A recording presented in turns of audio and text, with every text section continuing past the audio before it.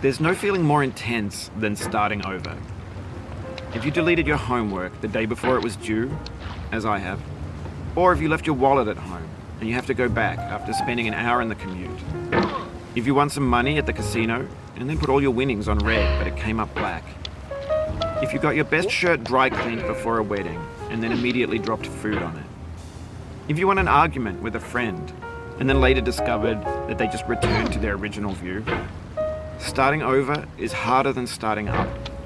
If you're not ready for that, like if you've already had a bad day, then what you're about to go through might be too much. Feel free to go away and come back. I'll be here. Alright, thanks for coming with me on this trip.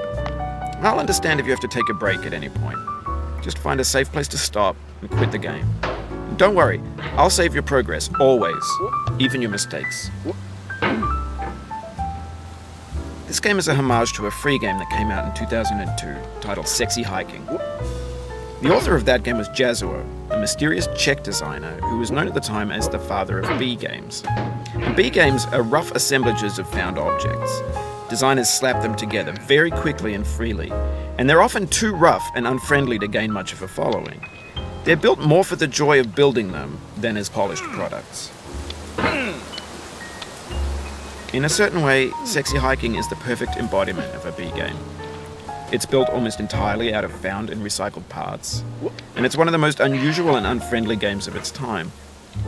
In it, your task is simply to drag yourself up a mountain with a hammer.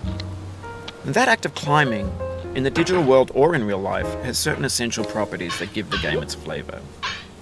No amount of forward progress is guaranteed. Some cliffs are too sheer or too slippery. And the player is constantly, unremittingly in danger of falling and losing everything. Anyway, when you start Sexy Hiking, you're standing next to this dead tree that blocks the way to the entire rest of the game.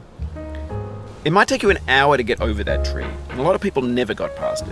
You prod and you poke at it, exploring the limits of your reach and your strength, trying to find a way up and over. And there's a sense of truth in that lack of compromise. Most obstacles in video game worlds are fake. You can be completely confident in your ability to get through them once you have the correct method or the correct equipment or just by spending enough time. In that sense, every pixelated obstacle in Sexy Hiking is real. The obstacles in Sexy Hiking are unyielding, and that makes the game uniquely frustrating. But I'm not sure Jazzuo intended to make a frustrating game. The frustration is just essential to the act of climbing, and it's authentic to the process of building a game about climbing. A funny thing happened to me as I was building this mountain.